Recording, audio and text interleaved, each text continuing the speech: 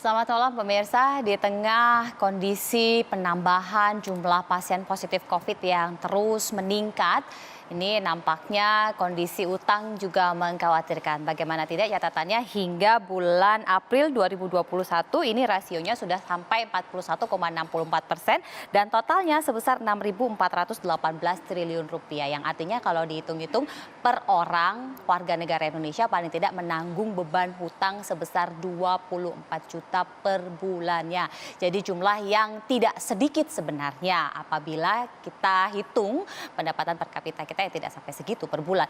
Untuk itulah pada malam hari ini Indonesia Business Forum mengangkat tema mengenai lampu merah utang pemerintah. Dan untuk membahas tema kita pada malam hari ini saya sudah bersama dengan dua orang narasumber di studio dan satu orang narasumber yang terhubung melalui video conference. Yang pertama saya sapa adalah Bang Rizal Ramli, ekonom yang merupakan Menteri Keuangan di periode 2000-2001 serta Menko Maritim di 2015-2016. Bang Rizal, selamat malam. Selamat malam. Sehat Bang? Boleh dipakai mic-nya Bang untuk bisa menyapa pemirsa juga? Sehat ya Bang, alhamdulillah. Sehat. Yang nggak sehat itu Republik itu aja yang kita mesti patuh. Berikutnya saya akan sapa di sebelah beliau ada Bang Kamarul Samad yang merupakan anggota Komisi 11 DPR RI dari fraksi Partai Gerindra. Bang Samad, selamat malam. Selamat malam Mbak. Sehat ya Bang? Alhamdulillah sehat. Makin deg-degan kemarin juga setelah ketemu BPK juga ya? Itu dia. Dan terhubung melalui video conference ada Pak Edi Priyono, tenaga ahli kedeputian KSP. Pak Edi, selamat malam. Malam. Pak Edi sehat ya? Alhamdulillah sehat. Kami sebenarnya juga sudah mengundang BPK, saya bersurat langsung dan berkomunikasi dengan Ketua BPK, tetapi tidak ada jawaban beliau sekalipun pesan saya terbaca. Dan saya juga sudah mengkomunikasikan kepada Kehumasan BPK, tetapi Kehumasan menyatakan bahwa tidak akan mengirimkan perwakilan untuk bisa berdiskusi bersama dengan kita. Termasuk juga Kementerian Keuangan yang sudah kita surati untuk berkenan mengirimkan perwakilan di sini berdiskusi bersama berkaitan mengenai kondisi keuangan negara, apalagi posisi hutang yang semakin lama terus bertambah dan diperburuk dengan kondisi terus memburuknya dan bertambahnya peningkatan jumlah pasien positif COVID. Nah, sekarang kita mau tanya saja kepada Komisi 11 yang bersinggungan langsung dengan kolega-kolega dan mitranya. Kemarin juga sudah bertemu dengan BPK ya Bang. Nah, ini situasinya ketika itu, bagaimana sebenarnya pembicaraannya? Jadi sebetulnya kemarin baru disampaikan pengantar hasil pemeriksaan, laporan hasil pemeriksaan BPK pada sidang paripurna. Kita baru menjadwalkan Komisi 11 untuk rapat konsultasi dengan BPK dalam akhir masa persidangan ini. Jadi tentunya dalam rapat konsultasi nantinya kita akan mendapatkan penjelasan-penjelasan secara rinci apa saja yang sudah dilakukan oleh BPK, pemeriksaan keuangan negara, lalu kemudian rekomendasi-rekomendasinya, mana yang sudah dilaksanakan dan mana yang belum, kemudian mana rekomendasi berulang yang selama ini terus menjadi temuan tetapi belum ada tindak lanjut dari kementerian dan lembaga. Hal-hal itu barangkali yang kita perlu waktu untuk kembali mempertajam. Tetapi secara umum kita melihat bahwa laporan keuangan pemerintah untuk 2020 itu BPK memberikan wajar tanpa pengecualian. Artinya bahwa hasil pemeriksaan mengindikasikan tidak ada masalah. Lalu kemudian dalam pidato di sidang paripurna beliau mengatakan ada kekhawatiran. Nah, sejauh mana kekhawatiran itu yang kita perlu penjelasan lebih detail dari BPK terhadap kekhawatiran itu. Apakah sekedar indikator terhadap pinjaman utang pemerintah kita atau lebih dari itu? Nah, kalau lebih dari itu apa saja yang kemudian memiliki dampak-dampak terhadap keuangan negara kita baik hari ini dan ke depan. Begitu Mbak. Jadi terakhir belum ada komunikasi lebih lanjut berkaitan mengenai penjelasan kekhawatiran ini ya Bang? Masih kita akan agendakan untuk rapat konsultasi. Sebelumnya sudah kita ajukan tetapi BPK minta setelah disampaikan pada sidang paripurna.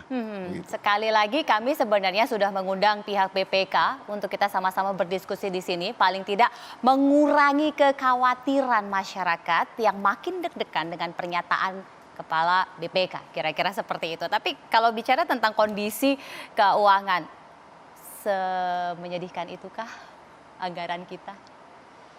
Jadi kalau APBN kita, kalau kita bicara APBN untuk 2020 dan 2021 memang tentu kita mengalami satu situasi yang tidak lazim, tidak seperti biasanya karena ada regulasi baru yang dikeluarkan oleh Presiden Jokowi yaitu Perpu nomor 1 tahun 2020 dan ada kondisi eksternal yang kita sama-sama punya persepsi bahwa ini adalah kondisi extraordinary yang harus kita atasi bersama sehingga Perpu nomor 1 itu kemudian DPR memberikan political approve sehingga menjadi Undang-Undang nomor 2 di tahun 2020.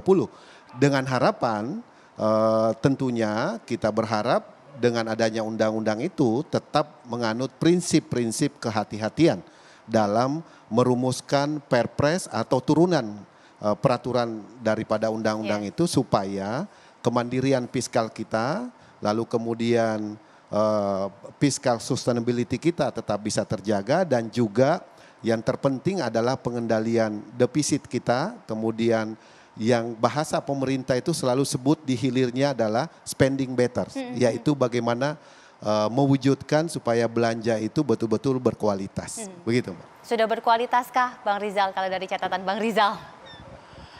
Saya senang ketemu Pak Kamuraman. Ini anggota DPR yang paling clear, jelas argumen-argumennya.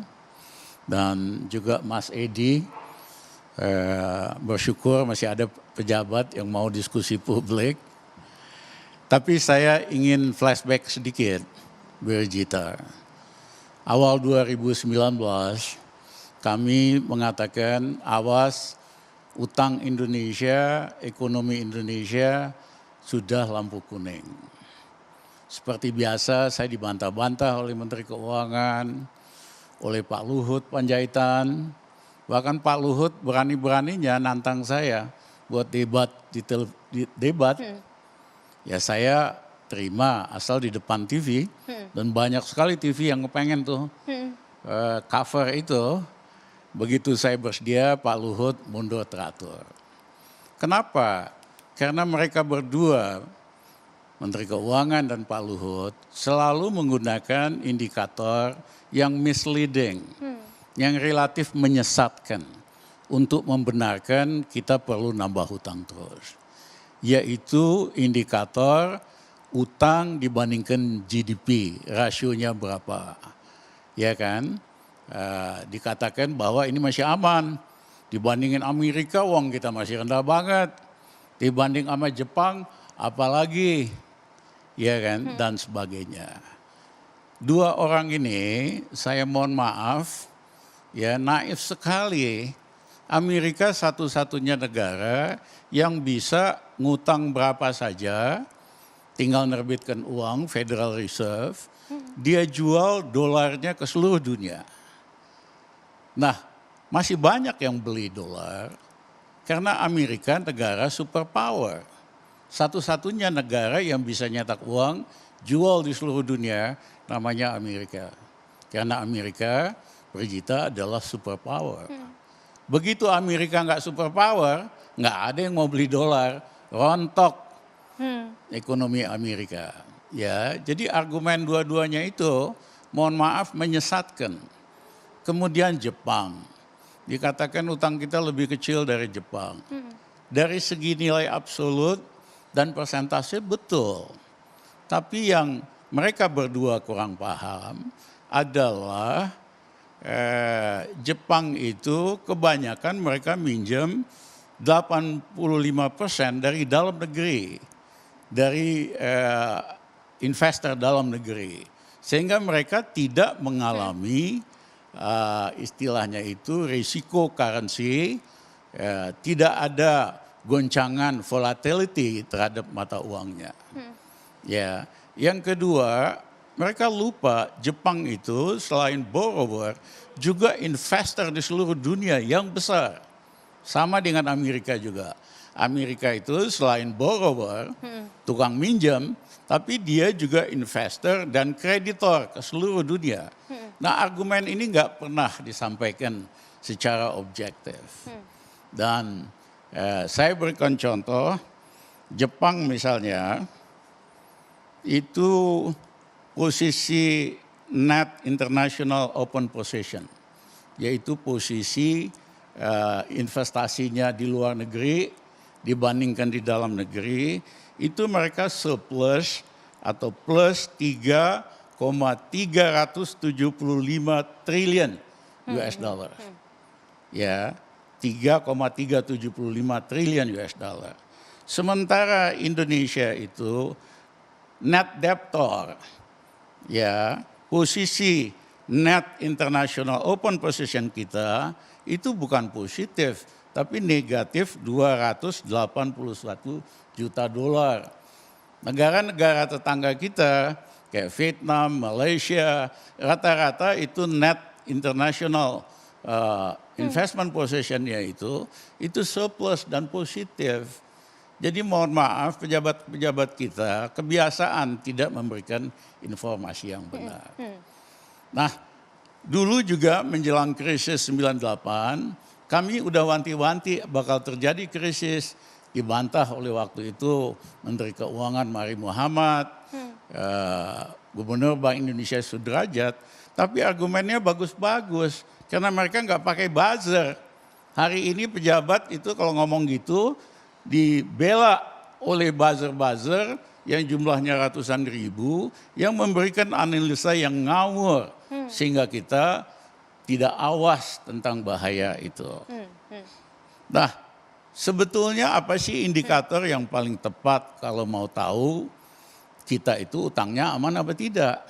Baik, kita itu utangnya aman apa tidak sesaat lagi Bang Herer akan jelaskan, tetap bersama kami.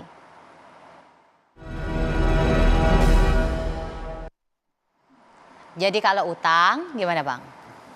Jadi apa sih indikator yang benar tentang utang? Apakah kita sudah aman atau belum? Yang pertama yang lazim dipakai di seluruh dunia adalah debt service ratio. Berapa kita bayar utang dibandingkan dengan ekspor.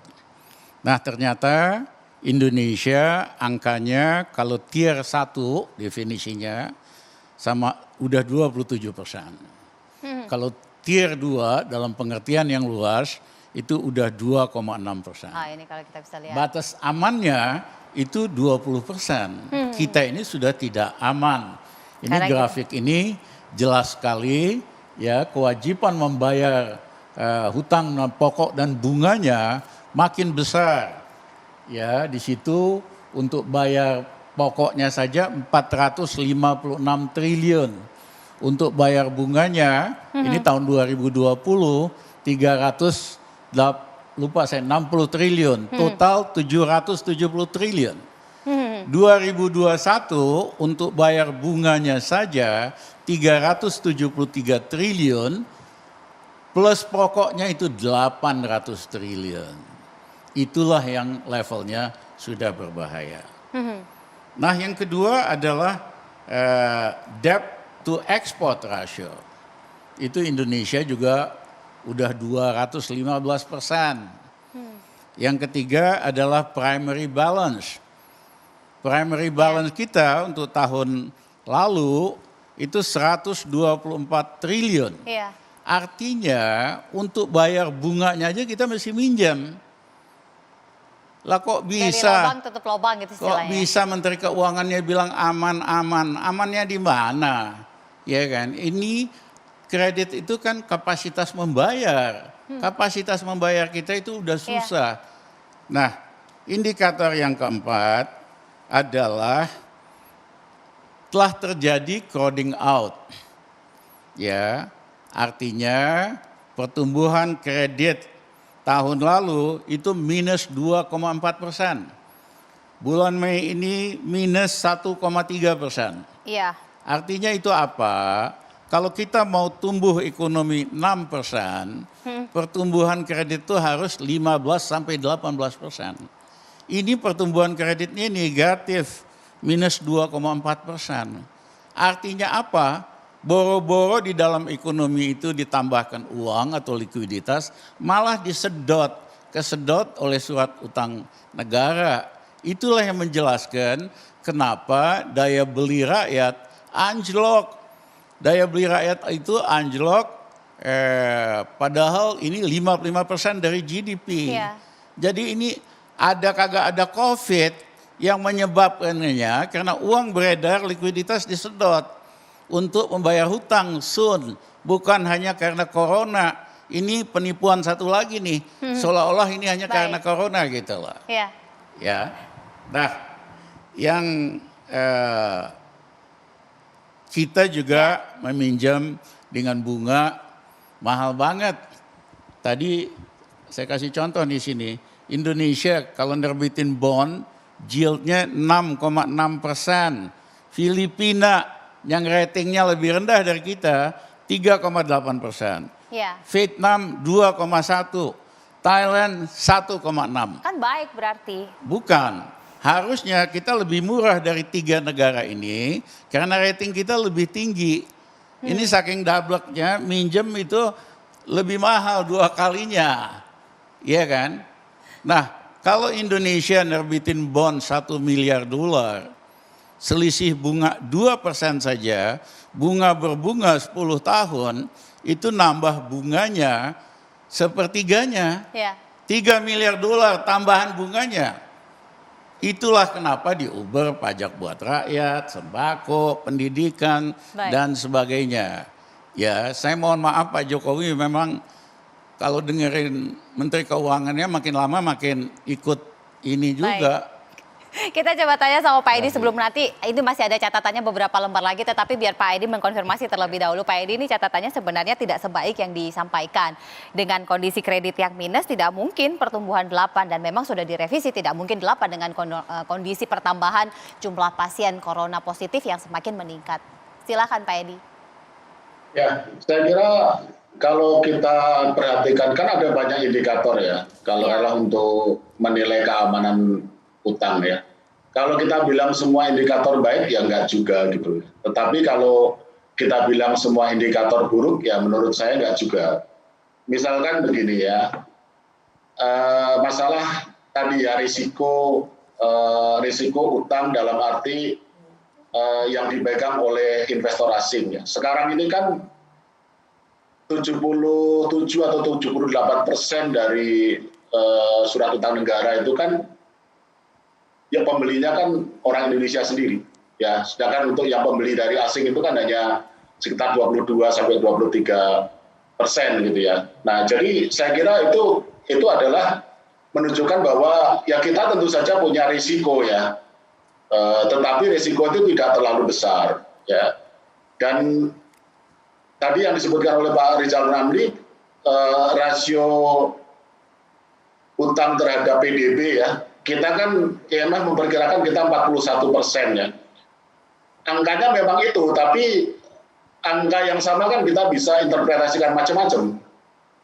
Kalau IMF sendiri menganggap bahwa kondisi Indonesia itu masih sustainable gitu. Antara lain karena itu, karena rasio antara hutang terhadap PDB itu memang 41 memang cukup tinggi, tetapi itu masih dalam taraf yang bisa dipahami, dalam taraf yang manageable pada kondisi pandemi seperti ini. Kemudian yang disampaikan oleh Pak Rizal, misalkan suku bunga obligasi pemerintah kita itu relatif tinggi dibandingkan negara lain, itu benar. Tetapi IMF juga kan menyampaikan, saya nggak mengatakan bahwa IMF itu pasti benar ya, tetapi sebagai referensi saja bahwa IMF memberikan nilai plus karena apa? Karena obligasi kita, suku bunga obligasi kita sebelum dan sesudah pandemi itu relatif tetap, gitu. Jadi tidak ada peningkatan. Kemudian kredit rating kita itu juga masih dalam investment grade, ya, baik yang diberikan oleh Fitch maupun yang diberikan oleh Standard & Poor ya. Nah ini juga sebuah nilai plus juga untuk menunjukkan bahwa investor asing masih percaya kepada kita.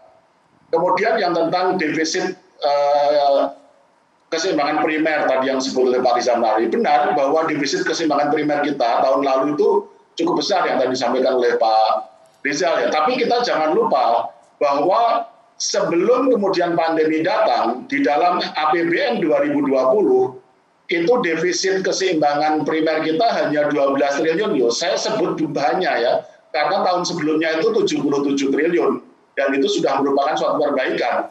Jadi sebenarnya target pemerintah kan memang menuju kepada keseimbangan primer yang positif ya, sehingga kita tidak gali lubang tutup lubang. Tetapi ini ada situasi pandemi. Jadi kalau mau fair, sekali lagi, tidak semua indikator itu baik, tapi juga tidak semua indikator itu buruk. Kemudian ada hal-hal yang memang tidak terlalu baik sejak awal, tetapi juga memang ada yang dipicu oleh pandemi. Jadi kalau kita bicara misalkan hutang pada tahun 2020, pada tahun 2021, itu kan sumbernya defisit anggaran kan. Yeah. Karena kan hutang itu kan digunakan untuk membiayai defisit. Tidak bisa kita hindari itu ya. Nah, jadi ini saya pikir sesuatu yang kita tidak bantah ya, tetapi kita memberikan sebuah penjelasan bahwa ini kondisi yang tidak terhindarkan. Misalkan masalah defisit, ini kan sudah berkali-kali disampaikan. Saya kira Pak Rizal juga tahu lah gitu ya, bahwa dalam kondisi pandemi perekonomian lesu, penerimaan pemerintah negara pasti turun. Sementara pengeluarannya dipaksa naik karena pemerintah berprinsip dalam kondisi seperti pakai pendekatan counter cyclical.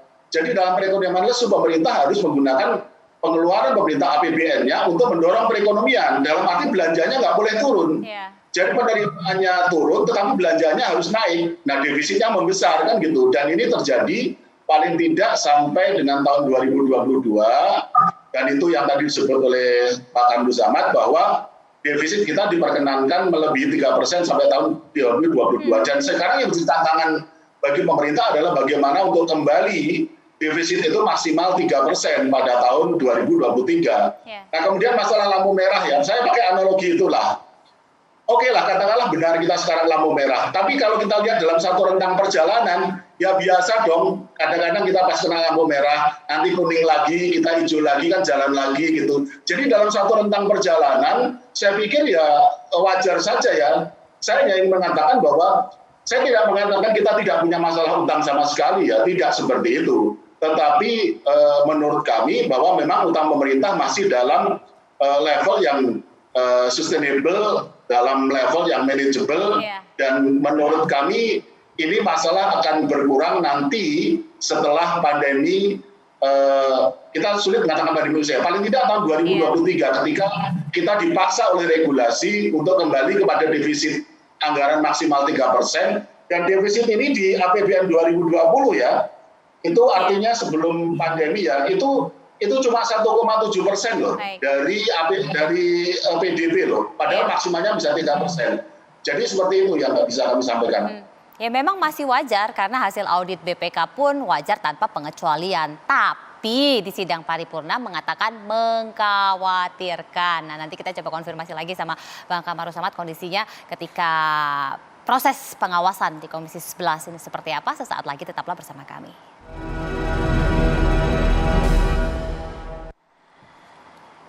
Tapi apakah kemudian separah itu ketika beban hutangnya sedemikian berat, defisitnya juga semakin meluas, dan tax ratio pun juga semakin turun, Bang Kamru Samad. Akhirnya tax amnesty ya? Iya, jadi sebetulnya kalau kita mau melihat flashback ya, seperti yang Dr. Risa Ramli sampaikan tadi, APBN kita kalau kita lihat di masa Orde Baru, di masa Presiden Soekarno yang menganut istilah anggaran moneter, kemudian di mana kebutuhan pembiayaan dalam negeri itu mengambil satu kebijakan dengan money printing. Lalu kemudian ternyata berdampak hyperinflasi, sehingga inflasi kita waktu itu tahun 1966 mencapai 650%, sehingga tahun 1967 waktu itu masih Presiden Soekarno yang menjadi presiden, tapi pemerintahan sudah mulai dikendalikan oleh Jenderal Soeharto, karena semangat Presiden Soekarno sebetulnya adalah semangat berdikari, semangat mandiri, di mana utang luar negeri itu betul-betul sangat selektif pada zaman itu. Jadi lebih memilih jalan mencetak uang daripada memprioritaskan kebijakan pinjaman luar negeri. Itu yang dilakukan oleh Presiden Soekarno. Lalu di masa Orde Baru, kebijakan itu kemudian dirubah dengan pendekatan sistem anggaran yang lebih berimbang gitu ya. Jadi di mana utang luar negeri itu harus dimasukkan dalam pos anggaran pembangunan. Ya. Jadi tidak sekedar sebagai pinjaman saja. Lalu kemudian selalu harus diharapkan pemerintah supaya ada saving internal. Selisih antara penerimaan dalam negeri dengan belanja negara itulah saving internal. Jadi waktu itu betul-betul ditekankan bahwa kita harus punya tabungan di dalam negeri. Nyatanya sekarang? Iya, dan sehingga kemudian utang luar negerinya juga harus betul-betul dibelanjakan untuk pos pembangunan. Nah itu yang kelihatan sekali. Nah sejak tahun 2000 kemudian di masa reformasi kita kemudian merubah arah kebijakan APBN kita dengan kebijakan yang lebih defisit budgeting. Jadi bagaimana caranya supaya rencana pembangunan itu kalau anggarannya kurang dibiayai dari defisit. Nah defisit ini kemudian ditutupi dengan pinjaman, baik pinjaman dalam negeri maupun pinjaman luar negeri. Nah arah kebijakan inilah kemudian yang terus hampir 20 tahun ini di zaman reformasi ini yang mewarnai kebijakan fiskal kita. Yang kemudian dalam 10 tahun terakhir ini misalnya BP kita, balance primary kita itu sudah up and down. Pernah memang posisinya positif, tetapi di 2005 sampai 2011 kalau tidak salah ya Bang Rizal. Kemudian di 2018 mendekati nol dan 2019 dan 2020 kita sudah minus yang disampaikan oleh Dr. Hisam Ramli tadi. Dan artinya apa? Bahwa belanja rutin, kemudian belanja operasional pemerintahan hari ini harus kita akui step by step itu sudah mulai dibiayai daripada pinjaman. Dan ini yang harus kita waspadai bisa kemudian membuat arah kebijakan fiskal kita tidak berkesinambungan lagi. Seperti itu. Jadi ada kekhawatiran tersendiri karena operasional kita saja sudah dibiayai oleh utang dan utangnya semakin besar 46% sekarang rasionya dibandingkan dengan PDB. Bagaimana kemudian yang bisa kita lakukan untuk bisa meminimalkan hal itu? Sebentar lagi kita akan lanjutkan, tetaplah bersama kami. Jadi sebenarnya ya indikatornya banyak Bang, nggak susah-susah banget dan nggak berat-berat banget karena plus minus. Gimana dong Bang? Saya ingin menjelaskan satu hal. Kalau Indonesia nerbitin bond, hari ini yieldnya itu 6% lebih, 6,6. 3 negara yang ratingnya lebih rendah dari kita, bunganya lebih murah. Kita hampir 2-3 kalinya. Itulah yang mencerminkan kondisi pasar yang sesungguhnya. Indonesia tetap bisa minjam, tapi dengan bunga yang makin lama makin tinggi.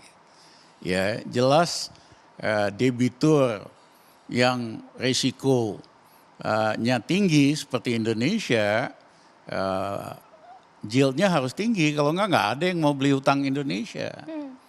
Ya, jadi bagaimana bisa dikatakan aman? Yang kedua dari soal anggaran. Ini kan gara-gara pengelolaan fiskalnya tidak prudent, tidak hati-hati. Walaupun pidatonya selalu bilang hati-hati, konservatif. Hati-hati gimana? Ya kan? Harusnya kan semua pengeluaran yang kagak penting, termasuk bikin ibu kota baru, ya di stop dulu. Itu baru prudent, itu baru hati-hati. Ya, kita waktu krisis 98 begitu, proyek-proyek yang besar yang nggak penting kita stop dulu 2 tahun, baru kita mulai lagi. Ya, ini ngaku prudent, ya hanya lihat dari segi penerimaan yang makin merosot, tax ratio yang makin merosot, tapi nggak pernah bicara pengeluaran. Nah, awal krisis ini, awal COVID ini saya udah sampaikan di televisi supaya pemerintah fokus 3 hal saja. 1, biaya untuk ngehajar COVID sekitar 400-500 triliun. Kemudian biaya buat lockdown selama 3 bulan perlu 400 triliun. Kemudian biaya untuk ningkatin produksi pangan karena risiko COVID di pertanian itu kecil dan itu hanya perlu 200-300 triliun. Ya, kalau kita lakukan pada waktu itu, hari ini kita nggak kesulitan pangan. Hari ini seluruh dunia harga pangan naik. Ya, tapi karena tidak hati-hati, ugal-ugalan dalam pengelolaan fiskal, pengeluarannya terus saja jor-joran. Kita coba tanya sama Pak Edi. Pak Edi, ternyata asas kehati-hatiannya ini justru sebenarnya tidak hati-hati loh. Ya sebenarnya ya bukan begitu ya. Jadi kalau pemerintah ya memang merasa hati-hati gitu. Tapi kalau misalkan Pak Rizal Ramli merasa bahwa itu kurang hati-hati ya boleh-boleh saja gitu ya.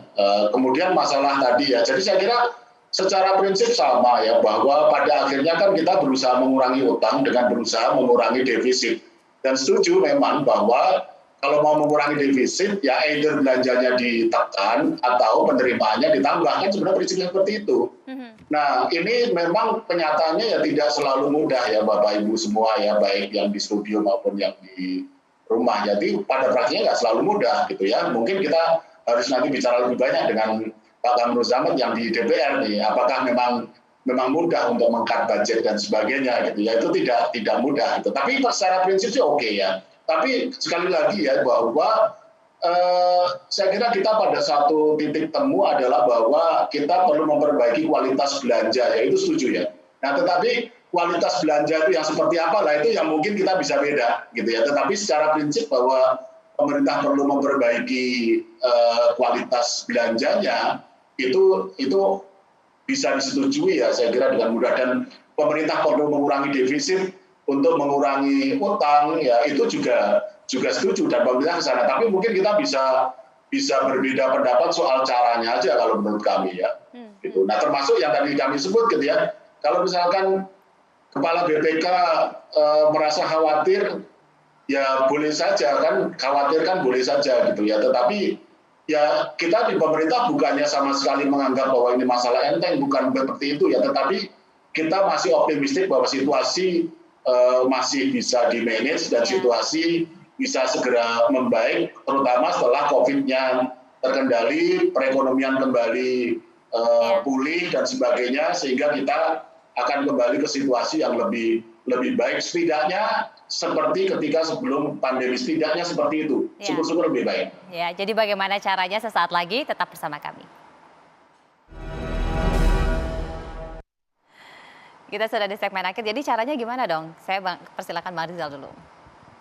Regita, kita mesti fokus, masalah kita ini apa sih? Menurut saya masalah utama kita, karena kita harus bayar bunga pinjaman tahun ini 373 triliun. Pokoknya, ya kan, dengan pokoknya 800 triliun. Ya, hampir 800. Jadi strategi yang paling benar adalah kita melakukan negosiasi agar supaya cicilan bunga itu berkurang dengan setengahnya. Bagaimana swap utang bunga mahal dengan utang murah. Yang kedua, lakukan swap bond yang mahal dengan yang murah. Saya ketemu sama Gubernur Bank Sentral negara besar 2 tahun yang lalu. Saya bilang, kamu kan kalau nerbitin bond kasih bunga minus 1%. Kita waktu itu 7,5%. Gimana kita swap? Kamu ambil semua bond kita, kamu tak kasih bunga plus 1%. Dia bilang, Dr. Ramli, saya senang banget bisa lakukan itu. Kita untung, Indonesia untung. Tell me kapan Indonesia, ya kan? Ini contoh. Yang ketiga, kita harus swap hutang dengan hutan. Istilahnya debt swap, debt nature to debt swap. Itu kami lakukan dulu sama Jerman. Ya kan, saya sediakan hutan 300.000 hektar, mereka potong utang Indonesia waktu itu 300 juta dolar. Ya, Lebaran ketiga saya didatengin sama teman-teman dari Partai Demokrat Amerika yang senior. Dia bilang, Dr. Ramli, what can I do for you Indonesia? Saya bilang, kita lakukan lagi swap antara debt dengan hutang. Ya, kamu mesti potong hutang Indonesia sekitar 40 sampai 60 miliar dolar. Dia bilang, ini John Kerry teman saya. Oke. Kalau dia dengar pasti seneng. Ya, tapi saya nggak akan lakukan sebelum ada perubahan itu di Indonesia. Terima kasih. Baik, silakan Bang Amrul Samad.